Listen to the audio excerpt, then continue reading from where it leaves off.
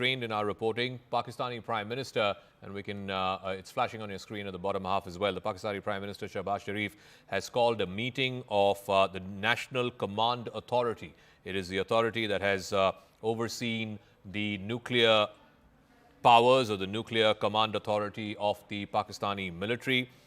He has called for a meeting of the National Command Authority today on Saturday. The Pakistani military has confirmed this to Reuters after Islamabad launched a major military operation against India in the night between 9th and 10th.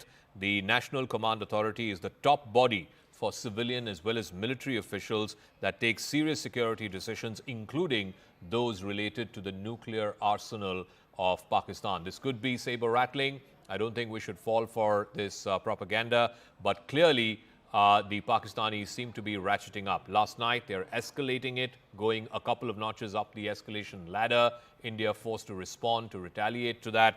Now, some nuclear saber-rattling as well by the Pakistani Prime Minister. He's called for a meeting of the National Command Authority, which will have the Prime Minister, the Foreign Minister, the Defense Minister, and of course, the heads of the armed forces as well, the Chief of Army Staff, Navy and Air Force Staff.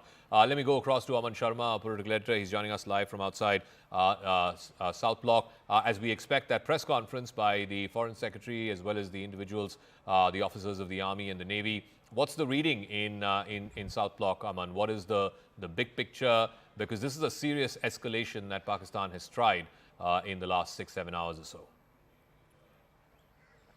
Well, Zaka, what I'm hearing right now is that top government sources are slamming the IMF bailout to Pakistan last evening. They are clearly saying what has happened since today morning underlines India's objections yesterday to IMF of the possibility of the misuse of the debt financing funds for state-sponsored cross-border strikes, terrorism by Pakistan. India is underlining this again, saying that the IMF bailout was completely mistimed and Pakistan actually was waiting for this money to start its big operation against India. India sources are saying that with billions in the bank, Pakistan is now putting missiles in the air against India. The world community needs to realize this, wake up to it, and what it has done by arming Pakistan again and again with these IMF funds. So I think at this press conference, which we will see at 10:30 a.m., India could raise this point that this IMF bailout is ending up arming Pakistan against India and especially its terrorist activity and the escalatory ladder that Pakistan is on.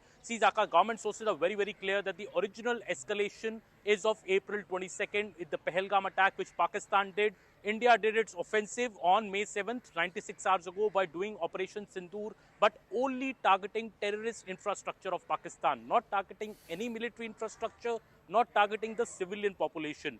The targeting of the military infrastructure, that cycle, Zaka, Indian government sources are saying has been started by Pakistan. On the morning of May 8th, we saw the first these 300 to 400 drones trying to attack our front air bases. And today morning, with missiles, Pakistan is trying to take out our multiple air bases, Pathankot, Udhampur.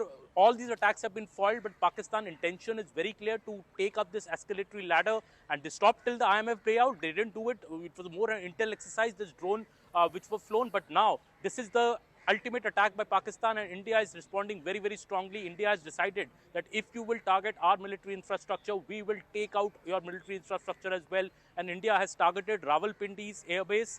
This is deep inside Pakistan, Zaka, and this is a big, big message to Pakistan that if Pakistan does not stop here, India will go to any lengths to teach Pakistan a firm lesson. We'll hear more about it at the 10:30 briefing. I think I don't want to get ahead of myself, but I think Indian government is very, very upset over this IMF bailout and is very clearly saying that Pakistan is to blame for this escalation ladder that we are on. And just very quickly, there was some note or some justification of why India abstained at the IMF meeting yesterday. What's the rationale? What's the reasoning behind that? Zaka, the government says that basically there is no option to say a no to a vote. You can either abstain or say yes. That has been the convention at the IMF, and IMF has many member countries, but every member country is not like one member, one vote. Your economic strength actually has a larger proportion in the vote there. So there are many questions being asked, Zaka, here also, that, why did the US not come out strongly to block this bailout for the IMF for Pakistan? So a lot of questions are being asked in the Indian security establishment, because India yesterday put up a very, very strong objection to this IMF bailout. India was also preparing for it for the last 2 to 3 days, knowing very well that if Pakistan gets this money, it could, the escalation in fact could climb, and India's fears are only coming true. The world community needs to sit up and realize that, what it has done yesterday, and I think India is going to strongly protest about this at the press conference as well, I believe. All right, Aman, thanks for that. We'll come back to you at the 10 o'clock press conference, 10:30 press conference. Now,